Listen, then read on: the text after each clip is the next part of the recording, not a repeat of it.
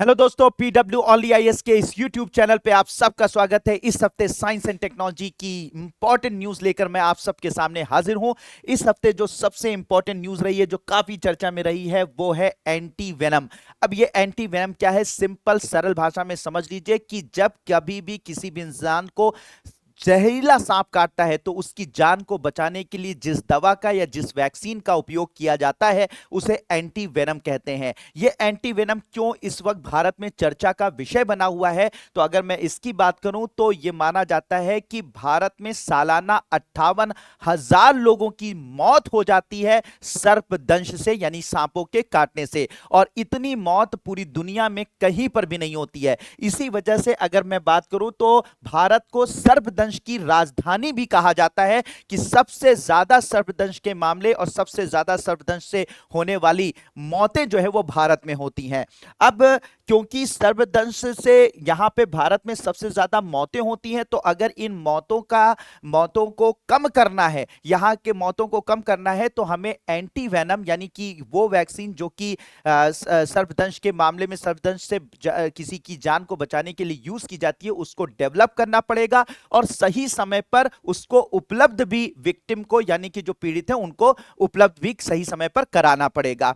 तो अगर मैं कुछ बात करूं कि सर्पदंश जो होते हैं, यानी जो सांप काटते हैं, वो किस तरीके से हमारी बॉडी में असर करता है, तो मैं बात करूंगा कि जो सांप जो काटते हैं, तो जो सांपों का जहर होता है वो 3 प्रकार का होता है। यानी कुछ सांप जो है वो अपने अंदर से एक तरीके से जो जहर रिलीज करते हैं वो हेमोटॉक्सिन होता है। हेमोटॉक्सिन का मतलब यह हो जाता है कि अगर कुछ ऐसे सांप होते हैं, जब वो अपना जहर आपकी बॉडी में रिलीज करेंगे तो वो जहर आपके शरीर की रक्त कोशिकाओं को, ब्लड सेल्स को डैमेज कर देता है। और ऐसी कंडीशन में क्या होता है कि आपके शरीर में रक्त का थक्का जम जाता है, आपकी बॉडी की जो ब्लड वेसल्स होती है उसमें ब्लड क्लॉटिंग हो जाती है और उसकी वजह से मौत हो जाती है। तो कुछ सांप होते हैं जो हेमोटॉक्सिन जो है रिलीज करते हैं, यानी उनका जो जहर होता है हेमोटॉक्सिक होता है और वो इंसान के शरीर के अंदर ब्लड सर्कुलेटरी सिस्टम में ब्लॉकेज क्रिएट कर देते हैं और उसकी वजह से मौत होती है। दूसरा जो सांपों का जहर होता है वो न्यूरोटॉक्सिन होता है। न्यूरोटॉक्सिन का नाम से मतलब यह है कि उनका जहर, ऐसे सांप होते हैं जो न्यूरोटॉक्सिन जहर रिलीज करते हैं, वो अगर वो आपकी बॉडी में पहुंच जाए उनका जहर, तो वो आपके नर्वस सिस्टम को, आपकी जो तंत्रिका तंत्र है उसको नष्ट कर देते हैं, उसको ब्लॉक कर देते हैं, जिससे कि इंसान जो है वो वहीं का वहीं उसकी मृत्यु हो जाती है। तीसरा जो जहर होता है सांपों के जो शरीर से निकलता है, सांप के काटने से किसी के शरीर में जाता है, तो वो तीसरे प्रकार का जो जहर होता है जो सांप रिलीज करते हैं वो साइटोटॉक्सिन होता है। ये जो साइटोटॉक्सिन होता है ये इतना खतरनाक होता है कि जब सांप जहर को बॉडी में रिलीज करता है तो उस पर्टिकुलर जगह पर जितनी कोशिकाएं होती हैं, ऊतक होती है, जहां पर वो काटता है, वो सारी की सारी तुरंत मृत हो जाती हैं और वो पूरी की पूरी बॉडी जो है, बॉडी का वो पार्ट जहां पे सांप ने काटा है वो पूरा का पूरा सड़ जाता है। तो ये 3 प्रकार के जहर जो है वो सांप रिलीज करते हैं और जिससे एक लोगों की मौत होती है। ठीक है, मौत होती है। अब इन जहर से बचने के लिए जिनका यूज किया जाता है, जिन वैक्सीन को बनाया जाता है, उसे हम लोग एंटी वेनम कहते हैं। और ये एंटी वेनम जो वैक्सीन होती है वो स्पेशली जो बनाई जाती है वो कुछ इस प्रकार से बनाई जाती है कि जो जहरीले सांप होते हैं उनके जहर को निकाला जाता है, जहरीले सांपों के जहर को निकाला जाता है और उस जहर को घोड़ों के अंदर बहुत कम मात्रा में डाला जाता है, जिससे कि ऐसा ना हो जाए कि घोड़े मर जाए उस जहर की वजह से। तो पहले क्या किया जाता है, सांपों के जहर को निकालकर उसकी थोड़ी मात्रा घोड़ों के अंदर डाली जाती है।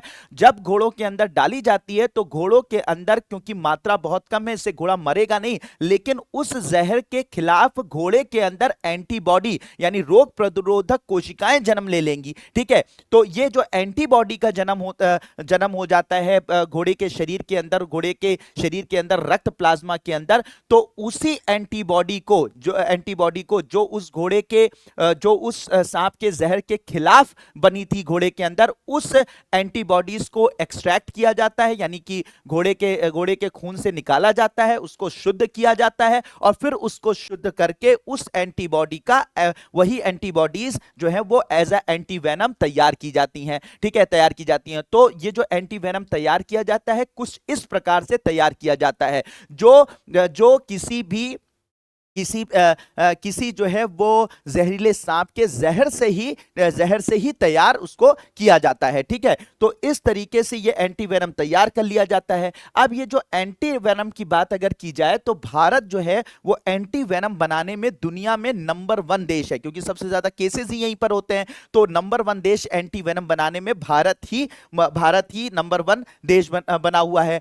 और अगर इस एंटीवेनम को बनाने के लिए जो जहर निकालने का काम किया जाता है, जो सांपों का जहर हमें जरूरी होता है इस एंटीवेनम को बनाने के लिए, इसके लिए महारत हासिल है इरूला जनजाति को। तमिलनाडु की इरूला जनजाति है, उसको सांपों के जहर को निकालने में महारत हासिल है। तो हम इरूला जनजाति के लोगों को लेते हैं, हायर करते हैं और सांपों के जहर को निकालकर उनसे एंटीवेनम बनाने का काम करते हैं। अब ये जो एंटीवेनम बनाया जाता है वो भारत में कहां बनाया जाता है? तो भारत में serum and vaccine Haffkine biopharmaceutical corporation और वीआईएनएस बायो प्रोडक्ट्स सहित कई कंपनियां हैं जो एंटीवेनम का उत्पादन करती हैं। ठीक है, करती हैं। और भारत में हमेशा पॉलीवैलेंट एंटीवेनम बनाया जाता है। पॉलीवैलेंट एंटीवेनम का मतलब ऐसा होता है कि एक ऐसी दवा, एक ऐसी वैक्सीन बनाई जाए जो कोई भी सांप काटे तो उस पर, मतलब हमें नहीं पता होता भाई सांप अगर काट लिया तो हमें कभी कभी नहीं पता होता है कि कौन सा सांप काटा है। तो ऐसी कंडीशन में एक ऐसी वैक्सीन बनाई जाती है भारत में, जहां पर एक वैक्सीन से अगर कोई भी सांप काटा है, किसी भी प्रकार का सांप काटा है, तो ज्यादातर उस एक वैक्सीन से उसकी जान बचाई जा सके। हमें पता भी ना हो कि यह कौन सा सांप काटा है, उसके बावजूद भी उस वैक्सीन लगाने से मल्टीपल टाइप के सांपों के काटने से उसकी जान, मतलब मान लीजिए कि हमें नहीं पता है कि किस सांप ने काटा है, तो आपके पास जब एक ऐसी वैक्सीन तैयार हो कि किसी भी टाइप के सांप ने आपको काटा है और वो एंटीवेनम आपको दे दिया जाए तो आपकी जान बच जाए। तो इस तरीके की जो एंटीवेनम तैयार की जाती है उसे पॉलीवैलेंट एंटीवेनम के नाम से जाना जाता है, जो मल्टीपल टाइप के सांपों के जहर को रोकने का या उसके जहर का जो खतरनाक प्रभाव होता है उसको रोकने का काम करती है। तो भारत में जो ये पॉलीवैलेंट एंटीवेनम बनाया जाता है उसको कई सांपों के जहर से मिलाकर बनाया जाता है, जिससे क्या हो कि हर तरीके के जहर को वो निष्क्रिय कर दे। तो भारत में बिग 4 यानी 4 जो भारत में सबसे ज्यादा मौत होती है, 4 सबसे ज्यादा जहरीले सांपों के काटने से मौत होती है, तो उनमें 4 जहरीले सांप हैं। भारतीय कोबरा, नाजा, कॉमन क्रेत, बंगारस कैर्युलस इसका वैज्ञानिक नाम है, रसेल वाइपर, डाइबुआ रसेली और सा स्केल्ड वाइपर जीनस इचिस। ठीक है, तो ये 4 ऐसे सांप हैं भारत में जिनकी वजह से भारत में लोगों की मौत होती है। ठीक है, लोग इनके काटने से लोगों की मौत होती है। तो इन्हीं चारों के टॉक्सिन को जहर को निकालकर, और ये इन्हें बिग 4 कहा जाता है, इन चारों सांपों को बिग 4 कहा जाता है। तो इन चारों सांपों के जहर को निकालकर इनकी मदद से पॉलीवैलेंट एंटीवेनम तैयार किया जाता है और फिर उसके बाद इस एंटीवेनम की मदद से लोगों की जान बचाई जाती है। ठीक है, बचाई जाती है, जैसे हमें पता भी ना हो लेकिन उसके बावजूद भी हम इस एक एंटीवेनम लगाकर किसी भी तरीके के सांप के जहर को निष्क्रिय कर सकते हैं। खास करके इन 4 सांपों के जहर को हम निष्क्रिय कर सकते हैं, जिससे सबसे ज्यादा मौतें भारत में होती हैं। तो ये सारी की सारी चीजें मैंने बच्चों आप लोगों को बताई।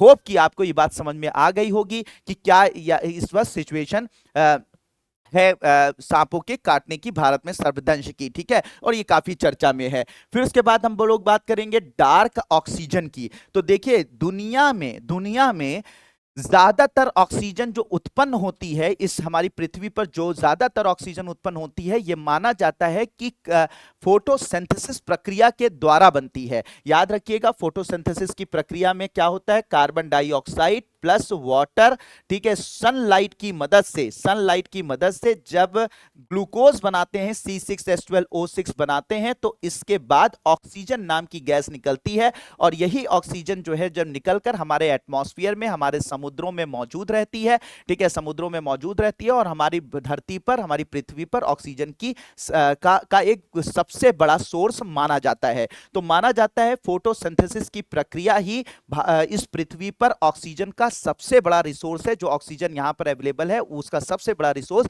ये फोटोसिंथेसिस की प्रक्रिया है। लेकिन अभी कुछ ऐसे समुद्र की गहराइयों पे ऑक्सीजन प्राप्त हुई है जहां उतनी गहराई पर हमें ऑक्सीजन प्राप्त हुई है जहां पर सूर्य की रोशनी पहुंच ही नहीं पाती। तो अगर सूर्य की रोशनी पहुंच ही नहीं पाती समुद्र के उस स्थान पर तो वहां फोटोसिंथेसिस हो ही नहीं सकती है, और अगर वहां पर फोटोसिंथेसिस नहीं हो सकती है तो फिर वहां पर ऑक्सीजन कैसे मौजूद है? ठीक है, तो ऐसी ऑक्सीजन जो कि समुद्र की उन गहराइयों में पाई जाती है जहां पर सूर्य की रोशनी पहुंच नहीं सकती है, ऐसी ऑक्सीजन को हम डार्क ऑक्सीजन के नाम से जानते हैं। तो वैज्ञानिकों के लिए बड़ी रहस्यमयी चीज हो गई। पहले तो ये आश्चर्यचकित कर दिया वैज्ञानिकों को कि भैया अब वहां पर भी ऑक्सीजन मौजूद है जहां पे फोटोसिंथेसिस हो ही नहीं सकती है। तो हम तो पहले यही मानते थे कि ऑक्सीजन का जो सबसे बड़ा सोर्स इस पृथ्वी पर है वो फोटोसिंथेसिस की प्रक्रिया है, ठीक है, प्रकाश संश्लेषण की प्रक्रिया है। लेकिन जहां पर प्रकाश संश्लेषण नहीं हो रहा है वहां पर ऑक्सीजन कैसे आई? तो यह बहुत रहस्यमयी एक बहुत बड़ा रहस्य वैज्ञानिकों के लिए सामने आया कि वहां पर भी ऑक्सीजन ये मौजूद है जिसे हम डार्क ऑक्सीजन के नाम से जानते हैं। तो अभी हाल में क्या हुआ, इस तरीके की डार्क ऑक्सीजन को खोजा गया है। कहां पर खोजा गया है? इसको जो है वो वैज्ञानिकों ने प्रशांत महासागर के क्लिपर्टन जोन में 13,100 फीट की गहराई पर डार्क ऑक्सीजन के एक बहुत बड़े स्रोत का पता लगाया है। तो यूनाइटेड स्टेट यहां पर है, ये वो एरिया है, ठीक है, ये वो एरिया है जहां पर अप्रोक्सीमेटली 13,100 फीट के नीचे, जहां पर सूर्य की रोशनी पहुंच भी नहीं सकती है, वहां पर डार्क ऑक्सीजन का एक बहुत बड़ा सोर्स पता चला है। अब यह बात समझ में नहीं आ रही है कि भैया ये कैसे वहां पे ये ऑक्सीजन क्रिएट हो रही है, ऑक्सीजन कैसे प्रोड्यूस हो रही है। तो वैज्ञानिकों ने अभी हाल फिलहाल में इस बात का अंदाजा, मतलब इस बारे में खोज की और एक अनुमान लगाया कि असल में ऐसी जगह जहां पर सूर्य की रोशनी नहीं पहुंच रही है और वहां पर भी ऑक्सीजन मौजूद है, डार्क ऑक्सीजन मौजूद है, वहां पे असल में हो क्या रहा है कि मैग्नीज और लोहे के भरपूर धात्विक पिंड वहां पर मौजूद हैं, ठीक है, यानी कि वहां पर बहुत अधिक मात्रा में, उस गहराई में बहुत अधिक मात्रा में मैग्नीज और लोहे का बहुत भरपूर भंडार मौजूद है। और ये जो मैग्नीज और लोहा है ये क्या काम कर रहा है कि वाटर मॉलिक्यूल को ब्रेक करने में मदद कर रहा है। यानी H2O है ना, तो ये जो H2O है, इस H2O को ब्रेक करके इसमें से हाइड्रोजन अलग कर दे रहा है, ऑक्सीजन अलग कर दे रहा है। तो यही जो ऑक्सीजन निकल रही है वाटर मॉलिक्यूल के ब्रेकडाउन से, वाटर मॉलिक्यूल के टूटने से, तो यह जो ऑक्सीजन निकल रही है यही डार्क ऑक्सीजन का स्रोत है। तो एक अनुमान लगाया गया है कि ये जो डार्क ऑक्सीजन, जहां पर फोटोसिंथेसिस नहीं हो सकती है, वहां पर जो ये जो ऑक्सीजन मौजूद है जिसे हम डार्क ऑक्सीजन कह रहे हैं, उसका स्रोत असल में क्या है? इलेक्ट्रोलिसिस की प्रक्रिया है, जिसमें वाटर मॉलिक्यूल, समुद्र का पानी टूटकर हाइड्रोजन और ऑक्सीजन आयन में बदल जाता है। और इसके लिए जिम्मेदार कौन से हैं? मैग्नीज और लोहे के भरपूर जो वहां पर भंडार है, ठीक है, वो जो वहां के मिनरल्स हैं वो इसके लिए जिम्मेदार है। और इसी वजह से वहां पर ये ऑक्सीजन क्रिएट हो रही है और ये ऑक्सीजन वहां पर बन रही है और ऑक्सीजन का एक स्रोत हमें वहां पर मिल रहा है, ठीक है। तो ये एक अनुमान लगाया गया है और अनुमान लगाया है कि वहां पर ये ऑक्सीजन, जो डार्क ऑक्सीजन है, उसका कारण, वहां पर मौजूद डार्क ऑक्सीजन का कारण ये है। तो अभी बहुत बड़ा भंडार डार्क ऑक्सीजन का मिला है, कहां पर? क्लिपर्टन जोन में, जो कि कहां पर मौजूद है? प्रशांत महासागर में मौजूद है। तो होप आपको ये डार्क ऑक्सीजन क्या होती है समझ में आ गया। और इसके अलावा जो है इसके अलावा अगर बात की जाए तो जो नेक्स्ट न्यूज है वो है फायरफ्लाई तारामंडल के बारे में। फायरफ्लाई तारामंडल का मतलब ये नहीं है कि वो तारामंडल है, बल्कि ये एक विशेष प्रकार के सैटेलाइटों का एक समूह है, विशेष प्रकार के सैटेलाइटों का यानी उपग्रहों का एक समूह है, जिसे पिक्सल नाम की, भारत की बेंगलुरु स्थित जो एक स्टार्टअप है, बेंगलुरु स्थित जो है एक स्पेस स्टार्टअप है जिसका नाम जो है पिक्सल है। तो पिक्सल कंपनी का उपग्रह एक एक सैटेलाइटों का यानी कि उपग्रहों का एक समूह है जिसका नाम दिया गया है फायरफ्लाई तारा मंडल। ये जो सैटेलाइट पिक्सल कंपनी ने भेजे हैं, ठीक है, ये अमेरिका से अभी भेजे गए हैं। तो ये पिक्सल कंपनी ने, जो भारतीय कंपनी पिक्सल है उसके द्वारा जो भेजे गए ये फायरफ्लाई सैटेलाइट्स हैं, ये असल में ये सैटेलाइट जो हैं वो उच्च रेजोल्यूशन युक्त वाणिज्यिक हाइपर स्पेक्ट्रल उपग्रह है। हाइपर स्पेक्ट्रल उपग्रह है। किस प्रकार के ये उपग्रह हैं बच्चों? ये हाइपर स्पेक्ट्रल उपग्रह हैं। अब ये जो हाइपर स्पेक्ट्रल उपग्रह क्या होते हैं? असल में हाइपर स्पेक्ट्रल उपग्रह बहुत उन्नत किस्म के उपग्रह होते हैं, जो कि जो ज्यादातर जो उपग्रह होते हैं वो क्या करते हैं, किसी भी चीज की पहचान करने के लिए, अगर वो पृथ्वी के चारों तरफ घूम रहे हैं तो पृथ्वी के चारों तरफ घूमते हुए जब किसी चीज की पहचान करते हैं तो लाल, हरा, नीला कलर में भेद करके, ठीक है, भेद करके चीजों को पहचानते हैं, उसी से चीजों को आइडेंटिफाई करते हैं। नॉर्मल जो सैटेलाइट्स होते हैं, अगर धरती पर उनको कोई चीज देखनी होती है, जंगल, नदी, तालाब, कुछ भी देखना होता है, तो मेनली जो है वो तीन कलरों का, तीन प्राथमिक रंगों का, लाल, हरा, नीले का उपयोग करते हैं। लेकिन ये जो हाइपर स्पेक्ट्रल उपग्रह होते हैं ये काफी उन्नत किस्म के उपग्रह होते हैं। ये क्या करते हैं, सिर्फ लाल, हरे, नीले यानी इन प्राथमिक रंगों के स्पेक्ट्रम पर ही निर्भर नहीं करते हैं डेटा कलेक्ट करने के लिए, आंकड़ों को एकत्र करने के लिए, बल्कि ये ध्यान केंद्रित करते हैं प्रकाश के व्यापक रंगों पर। यानी प्रकाश के अंदर जो भी रंग पाए जाते हैं, आपका बैगनी, नीला, हरा, पीला, ठीक है, नारंगी, लाल, जो भी कलर्स मौजूद होते हैं, तो मल्टी स्पेक्ट्रम जो कलर के विभिन्न प्रकार के स्पेक्ट्रम को ये जो है वो आइडेंटिफाई करते हैं और उनको आइडेंटिफाई करके किसी भी चीज की इमेज बनाते हैं, किसी भी चीज का चित्र लेते हैं, किसी भी चीज का आंकड़ा ले सकते हैं। तो ये सिर्फ तीन ही कलर पर, यानी किसी भी चीज की इमेज बनाने के लिए सिर्फ तीन ही कलर पर निर्भर ना रहकर, बल्कि विभिन्न प्रकार के कलरों के स्पेक्ट्रम को जो है ये आइडेंटिफाई कर सकते हैं, उन पर इनकी निर्भरता होती है, जिससे जो इमेजेस होती हैं वह बहुत क्लियर होती हैं, डेटा बहुत अच्छा इकट्ठा होता है। मतलब यह है कि अगर यहां तक कि अगर नॉर्मल जैसे उपग्रह है, तो नॉर्मल उपग्रह अगर किसी जंगल को देख रहा है तो वो सिर्फ जंगल को देख सकता है कि कहां पर जंगल है, कहां पर जंगल नहीं है, सिर्फ यही बता सकता है। लेकिन ये जो हाइपर स्पेक्ट्रल उपग्रह होते हैं ये जंगलों के अंदर, ठीक है, जंगलों के अंदर पेड़ पौधे किस किस प्रकार के मौजूद हैं, कौन कौन से प्रकार के मौजूद है, कौन कौन सी प्रजाति के पेड़ पौधे इस जंगल के अंदर मौजूद है, उनको भी यह पहचान लेगा, आइडेंटिफाई कर लेगा। इतना पावरफुल उपग्रह होता है, ठीक है। सिर्फ जंगल ही नहीं ऊपर से फोटो खींच के या डेटा कलेक्ट करके बताएगा, बल्कि जंगल के अंदर किस किस प्रजाति के पेड़ पौधे मौजूद हैं, ठीक है, उनमें मौजूद है, उनको भी आइडेंटिफाई कर सकता है। इतने पावरफुल ये उपग्रह होते हैं। तो इस तरीके के हाइपर स्पेक्ट्रल उपग्रहों का एक पूरा समूह है जिसे फायरफ्लाई तारामंडल के नाम से जाना जा रहा है, जिसे अभी जो है वो स्पेस फोर्स बेस, कैलिफोर्निया के वेंडनबर्ग स्पेस फोर्स बेस से इसको कुछ इनमें से कुछ उपग्रहों को भेजा गया है। कुल मिलाकर इस फायरफ्लाई तारामंडल के अंदर 6 उन्नत किस्म के उपग्रह, हाइपर स्पेक्ट्रल उपग्रह मौजूद हैं। तो इस पूरे तारामंडल के अंदर यानी फायरफ्लाई तारामंडल के अंदर 6 उन्नत किस्म के हाइपर स्पेक्ट्रल उपग्रह मौजूद हैं। तो होप बच्चों आपको ये जानकारी भी चीज आपको समझ में आई होगी कि फायरफ्लाई तारामंडल क्या है और ये क्या है। हमारे जो सैटेलाइट्स हैं, कुछ स्पेशल सैटेलाइट भेजे गए हैं पिक्सल कंपनी के द्वारा, प्राइवेट स्पेस कंपनी भारत की है, उसके द्वारा भेजे गए ये सैटेलाइटों का एक पूरा समूह है जो कि उन्नत किस्म के धरती के आंकड़ों को इकट्ठा करने में सक्षम है। ठीक है, अब आगे बात करते हैं। ठीक है, डीआरडीओ ने स्क्रैम जेट इंजन का सफलतापूर्वक परीक्षण किया है। यह न्यूज काफी चर्चा में है। अब स्क्रैम जेट इंजन क्या होते हैं? देखिए, याद रखिएगा कि जब भी कोई क्रायोजेनिक इंजन होता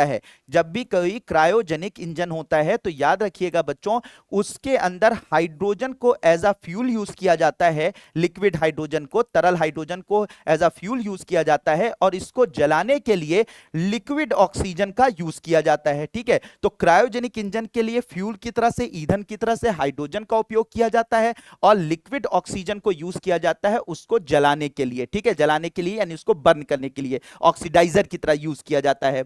अब क्या होता है कि किसी भी क्रायोजेनिक इंजन में लगभग 30 से 40% भाग ईंधन का होता है, लेकिन 60 से 70% भाग जो है वो ऑक्सीडाइजर का होता है। तो मतलब जब कोई क्रायोजेनिक इंजन उड़ान भरेगा तो उसके अंदर 60 से 70% जो है वो पता लगा ऑक्सीडाइजर जा रहा है, और फ्यूल जिसको जलना है वो बहुत कम मात्रा में जा रहा है, ठीक है। तो मतलब यह है कि ऑक्सीडाइजर ज्यादा स्थान घेरता है, ज्यादा वेट कैरी करता है ईंधन से ज्यादा। तो वैज्ञानिक ये सोचते हैं कि लेकिन इसको ले जाना भी जरूरी है, क्योंकि बिना ऑक्सीजन के हाइड्रोजन जल ही नहीं सकता है। तो वैज्ञानिक हमेशा इस बात का दिमाग लगाते रहे कि अगर ये जो ऑक्सीजन हम एक्स्ट्रा ले जाते हैं, जबरदस्ती इसको सिर्फ जलवाने के लिए इतनी ऑक्सीजन हम कैरी करते हैं, किसी तरीके से इस ऑक्सीजन को अगर हम रिड्यूस कर दें यानी ऑक्सीजन ना ले जानी पड़े, तो इससे फायदा यह होगा कि हम फ्यूल कैपेसिटी बढ़ा सकते हैं, ठीक है, हाइड्रोजन को ज्यादा से ज्यादा इसमें रख सकते हैं, जिससे कि लंबी दूरी तय करेगा और ज्यादा इसके अंदर जो है वो थ्रस्ट उत्पन्न होगा हमारे रॉकेट के अंदर, ठीक है, रॉकेट के अंदर। और या फिर अगर ऑक्सीजन हम ना ले जाएं, ठीक है, ऑक्सीजन ना ले जाएं तो उसकी जगह पर हम पेलोड बढ़ा सकते हैं, अपने जो उपग्रह है उसके भार को बढ़ा सकते हैं। तो मतलब ये जो जबरदस्ती की ऑक्सीजन जा रही है इसको हमें रोकना है। जबरदस्ती का मतलब ये नहीं कि जबरदस्ती काम की है, बल्कि हम चाहते हैं कि ये ऑक्सीजन हमें कहीं ऐसी जगह से मिल जाए जिससे कि हमें इसको कैरी ना करना पड़े, ठीक है। ऑक्सीजन के बिना तो जल ही नहीं सकता है ना, तो ऑक्सीजन हम जलाने के लिए यूज करें, लेकिन उसको हमें ढोना ना पड़े, उसकी जगह पर हम चाहे फ्यूल ढो लें और चाहे जो है हम पेलोड यानी कि उपग्रह ढो लें। तो याद रखिएगा क्रायोजेनिक इंजन में लिक्विड हाइड्रोजन और लिक्विड ऑक्सीजन का यूज किया जाता है, लेकिन हमेशा ऑक्सीजन जो है हम वैज्ञानिकों की कोशिश होती है कि इस ऑक्सीजन को ना कैरी करना पड़े और हमारा काम जो है वो चल जाए। तो इसी के क्रम में हमने एक ऐसा क्रायोजेनिक इंजन डेवलप किया है जिसे हम लोग जो है वो बोलते हैं टर्बो रैमजेट और टर्बो स्क्रैमजेट इंजन। ये एक प्रकार के एयर ब्रीदिंग इंजन कहलाते हैं। तो एक ऐसा इंजन जो कि एयर ब्रीदिंग इंजन कहलाता है, ये एक ऐसे इंजन होते हैं जो अपने साथ हाइड्रोजन यानी फ्यूल को तो ले जाते हैं, लेकिन अपने साथ ऑक्सीडाइजर ऑक्सीजन को नहीं ले जाते, बल्कि ये क्या करते हैं, हवा में मौजूद जो ऑक्सीजन होती है, ये इतने स्पेशली डिजाइंड इंजन होते हैं कि ये हवा में मौजूद जो ऑक्सीजन होती है उसे सक करते हैं, उसे खींचते हैं और उसे लिक्विड ऑक्सीजन में बदलते हैं, डायरेक्ट बदलते हैं और फिर उसको सीधे कंबस्शन चेंबर में दहन कक्ष में भेजकर हाइड्रोजन को जला देते हैं, ठीक है। मतलब ये हाइड्रोजन के टैंक ऑक्सीजन के अलग से ऐसे जो एयर ब्रीदिंग इंजन होते हैं वो ऑक्सीजन के अलग से टैंक कैरी करके नहीं ले जाते हैं, ठीक है, ऑक्सीजन के टैंक अलग से कैरी करके नहीं ले जाते हैं, जिसकी वजह से हमारे इंजन का भार नहीं बढ़ता है या हमारा इंजन का भार नहीं बढ़ता, बल्कि ये डायरेक्ट ऑक्सीजन एटमॉस्फेयर की ऑक्सीजन को खींचकर, ठीक है, खींचकर उसे उस ऑक्सीजन को लिक्विड ऑक्सीजन में कन्वर्ट करके और उसे कंबस्टन चेंबर में भेजकर हाइड्रोजन को जलाने का काम करते हैं, एज ऑक्सीडाइजर काम करते हैं, ठीक है। इससे क्या होता है कि हमें ऑक्सीजन का अलग से सिलेंडर नहीं ले जाना पड़ता, जिससे हमारा जो यान होता है, अंतरिक्ष यान होता है या मिसाइल होती है, वो हल्की हो जाती है, उसमें पेलोड को बढ़ाया जा सकता है या हाइड्रोजन फ्यूल को ज्यादा से ज्यादा रखा जाता है। तो इस तरीके का जो इंजन होता है उसे एयर ब्रीदिंग इंजन के नाम से जानते हैं। तो एयर ब्रीदिंग इंजन क्या होता है, डायरेक्ट हवा से ऑक्सीजन खींचकर और उसे फिर कंबस्टन चेंबर में भेजकर जलाने का काम करता है, हाइड्रोजन को जलाने का काम करता है। इसमें अलग से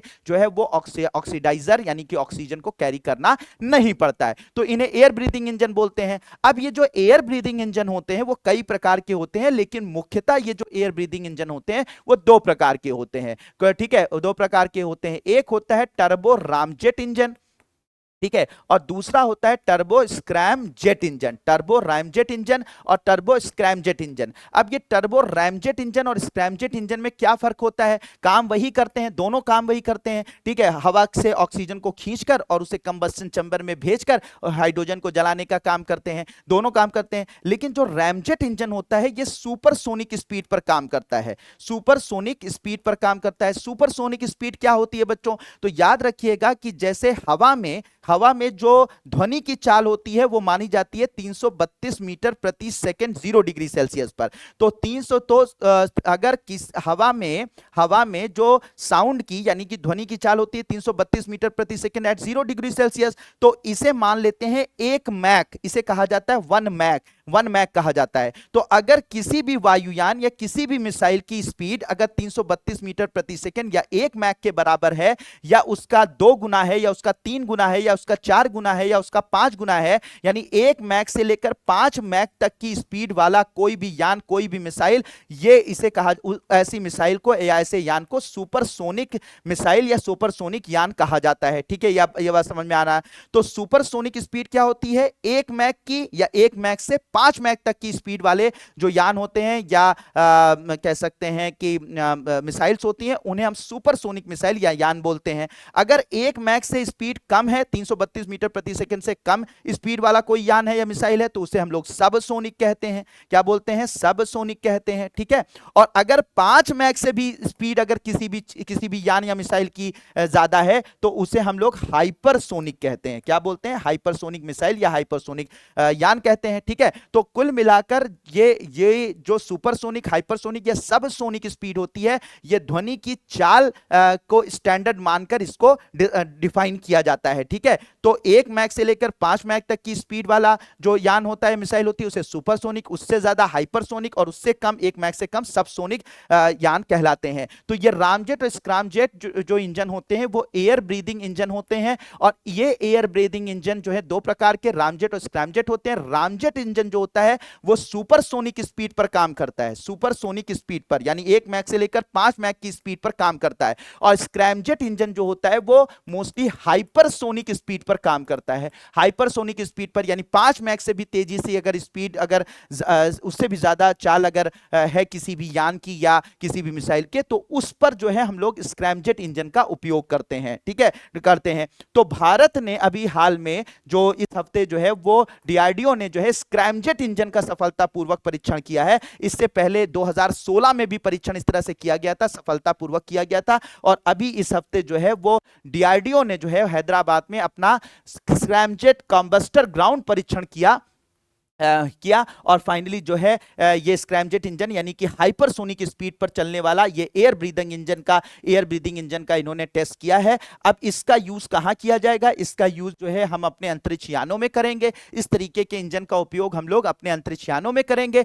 और साथ ही साथ क्रूज मिसाइल जो होती हैं, जो क्रूज मिसाइल्स होती हैं, जैसे हमारे इंडिया में ब्रह्मोस मिसाइल है, ठीक है, निर्भया मिसाइल है, तो ये जो ब्रह्मोस मिसाइल है, निर्भया मिसाइल है, ये जो है इस तरीके की क्रूज मिसाइलों में इस तरीके के स्क्रैमजेट या रैमजेट इंजनों का उपयोग किया जाता है। तो जो स्क्रैमजेट इंजन का उपयोग किया गया है या टेस्ट किया गया, इसका उपयोग हमारे यहां मिसाइल बनाने में और साथ ही साथ किसमें किया जाएगा? साथ ही साथ इसका उपयोग जो है वो किया जाएगा आपके अंतरिक्ष यानों को बनाने में। ठीक है, तो होप बच्चों ये सारी की सारी जानकारी आप लोगों को बहुत ही इंटरेस्टिंग लगी होगी, बहुत मजा आया होगा आप लोगों को। तो होप कि आप लोगों को ये एग्जाम में बड़ी मददगार भी साबित होगी। तो मिलते हैं नेक्स्ट वीक में नई इंफॉर्मेशन के साथ।